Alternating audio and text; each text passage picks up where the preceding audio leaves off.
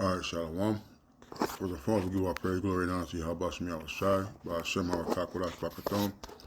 Double honor to the apostles, the elders, the great millstone, and to all I can across the globe, preaching the word in truth and sincerity. I want to say Shalom. So I died an hour from the great millstone camp of Columbus, and it just touched on the incident between ISUPK and IUIC. Didn't watch the video. I don't know if there's a video or not. Who cares? I don't care. The fact that those things happen is enough for me to put together, through the Spirit, put together a lesson. And, coming from Chicago camp, we've had our share of conflicts. We've had our share of violence and fighting. We've had our share of quarreling and debating with naysayers, gainsayers, and people who just are contentious and combative against the word of the Lord and his men. All right, and we have to understand that, hold on real quick, because we got to understand that we are walking in the battlements of the city.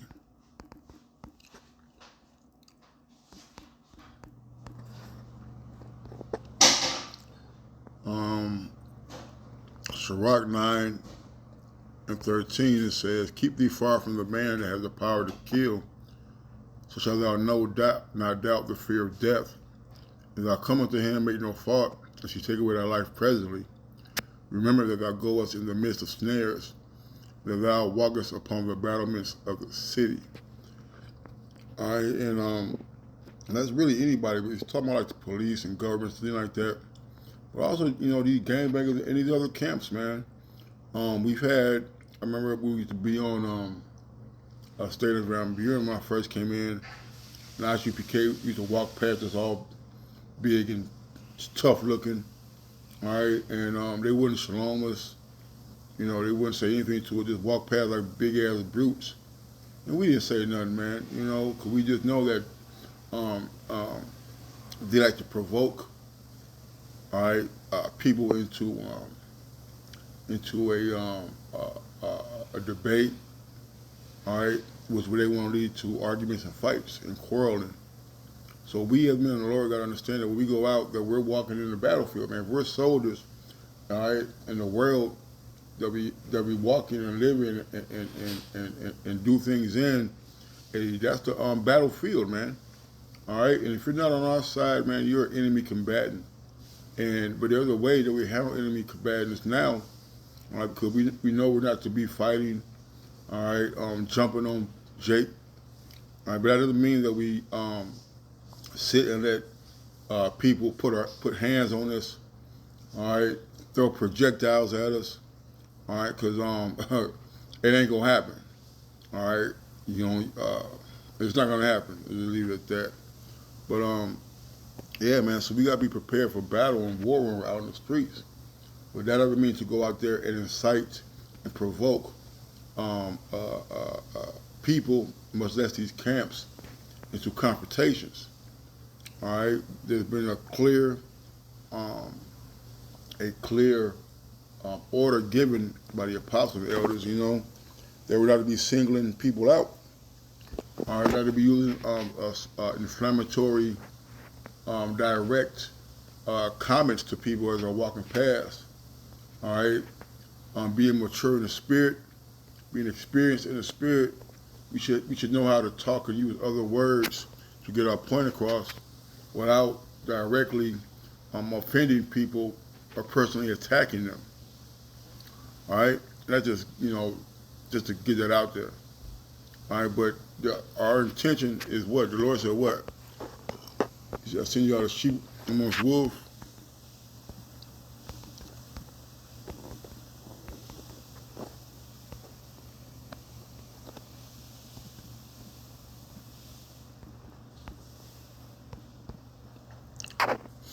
This is Matthew 10:16.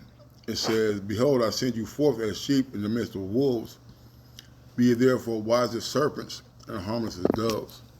All right, so we know that when we go out there on the highways and byways, there is a great chance that we're out, that we could be hurt, harmed, thrown in jail, all right, shot, stabbed, jumped. Okay, so that's why when we go out there, we are to make peace. You see, and this is why the Lord said what He said. We are sheep. Our sheep are defenseless. They're unthreatening, non-threatening animals, man. All right, but guess what? If we are non-threatening, we ought to be wise too, and able to discern the time and place, and able to quell situations. Now, sometimes things are just not able to be rectified at that moment. All right, and sometimes and sometimes the Lord allows us to judge by physically putting hands on people, but that's not why we're out there. All right, we're out here to make peace, to teach the word. Matthew 5, let me get to the point. Matthew 5 and 9 says, "Blessed are the peacemakers, for they shall be called the children of the Most High." All right, so we're here to make peace. We're here to teach the word. We're here to win souls. All right, peacemaker, pacifactory. Let's see what that word means.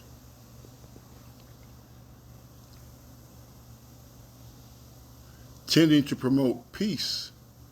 All right, so that's our job, is to promote peace, not to go out there, because we got a big camp, or I was part of a big camp. All right, the camp I'm in, 5 real solid brothers, and brothers are very versed in the arts. Brothers have military backgrounds. Brothers come from all types of backgrounds, man, and believe me, it would be in your best interest to leave the men of the Lord alone. All right, because first of all, they have Yahweh outside, and the angels protecting them. But also, these brothers are highly skilled, all right, in combat. But we knowing this and understanding what we can do, that doesn't mean that the Lord will give us the battle. So our job is to promote peace, to promote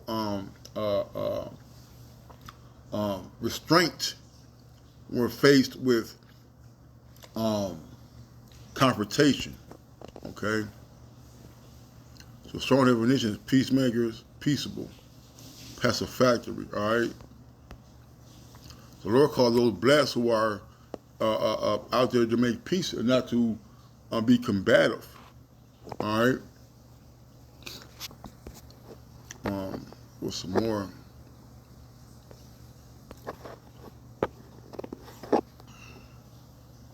Okay, hold on. So I really didn't have any. Okay.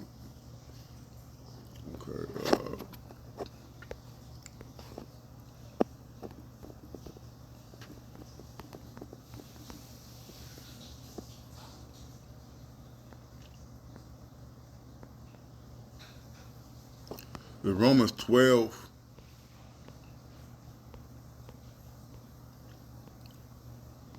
Romans 12 and 17 says, recompense to no man, Romans 12 and 17, recompense to no man evil for evil. Provide things honest in the sight of all men. All right. And, if they're just talking and using words, man, just let them be.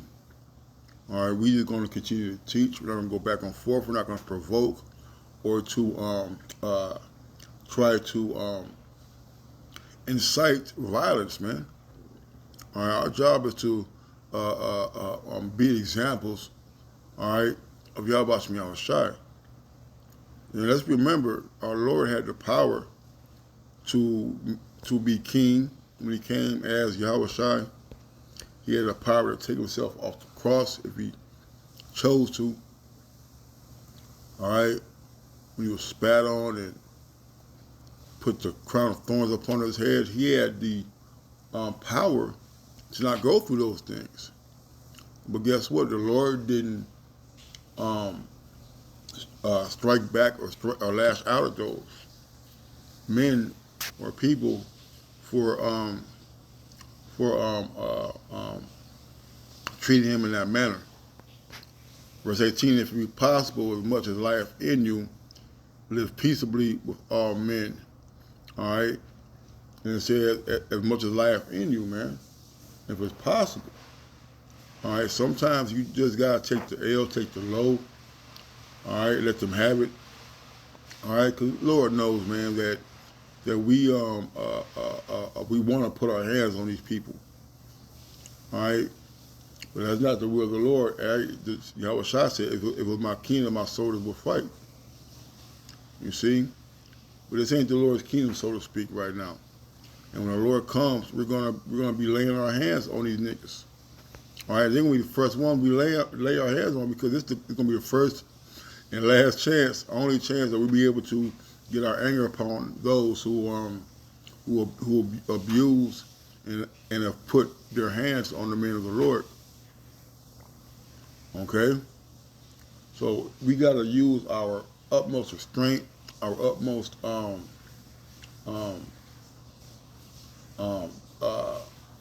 patience, all right, to deal with these unruly men.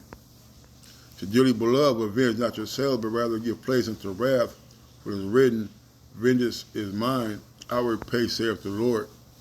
All right, so our job is not to go out there and avenge ourselves, all right, but to let the Lord fight our battles.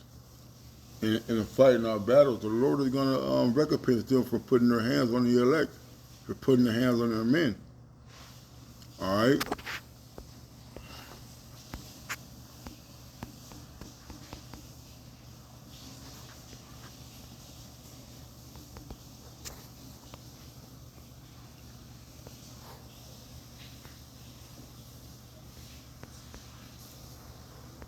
This is 1 Timothy 3:1. This is a true saying. If a man desires the office of a bishop, he desires for good work. A bishop then must be blameless, the husband of one wife, vigilant, sober, of good behavior, giving to hospitality after teach. Our job is to teach, man. All right, be sober-minded, be clear-minded, right, from the doctrine. All right, not be too much in your drink when you're out there teaching, man. Okay. All right, it says here in the New Living, it says, so an elder must be a wise man whose life is above reproach. He must be faithful to his wife. He must exercise self-control. See, self-control, man. All right, just because you can don't mean you should. He must exercise self-control, live wisely, and have a good reputation. He must enjoy having guests in his home and must be able to teach. All right, so if you're out there looking for fights and trouble, you're not ready to teach. Not given to wine, no striker, not greedy of filthy lucre, but patient, not a brawler, not covetous, man. All right, so we're not out there to be fighting. We're not out there to be putting hands on Jake, man. All right.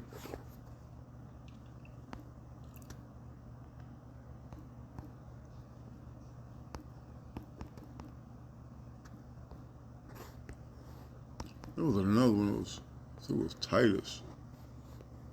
Let me see if I can find it. Let me see. I think it might be 3. Right. It says Titus 3:1. Put them in mind to be subject to the principalities and powers, to obey magistrates, to be ready to every good work, to speak evil of no man, to be no brawlers, but gentle, showing all meekness unto all men, man. All right, we gotta avoid these confrontations if possible. All right, we don't set up shop or set up camp. All right, on places where we know other camps have been or other camps are holding camp at, man. All right, in this big old place we call America, there's 1,000,000,001 places where you can hold camp at, where you even got to run into these jakes. Now, we do know where these other camps teach at. We don't go nowhere near them, man. All right, we had Sakari used to camp across the street from us, and but to be honest, the Sakari camp in Chicago, they treated us with respect, as likewise to them, man. All right, they used to shalom us, bless us in their name. All right, I think they even gave us water sometime. You know, we had a good rapport with the Sakari from Chicago, man. All right, we didn't talk to them anything about doctrine, but yeah, we shalom them. All right, you know, and they were very respectful as we were to them, man. All right, we didn't go in and talk about the leaders and now. You know, if it came out during our camp, in our teaching, that's what it was, man. But far to be pointing fingers and try to intimidate brothers and other camps, hey, that's not what we're out here for to do, man. All right, should be not a striker. Got here. Let me see if I can find that.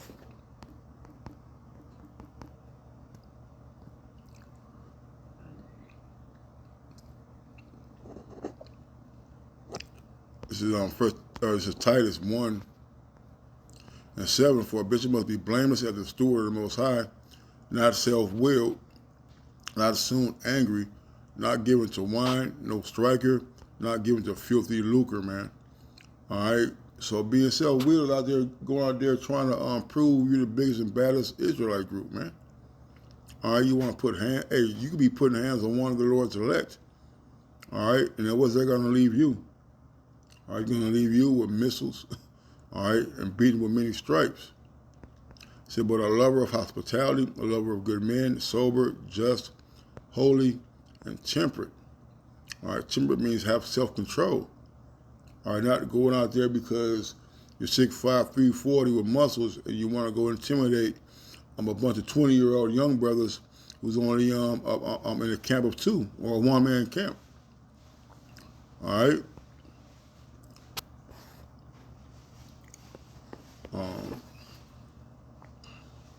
He was in a park. I couldn't find it. Let me see.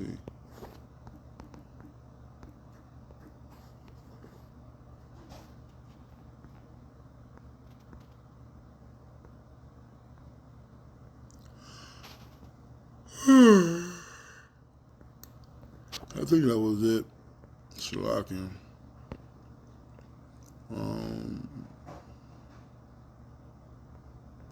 I guess that's it. With that, I'm going to say, call all y'all outside. Jump on to the apostle of the great millstone. Till next time, shalom and a blah, blah, blah.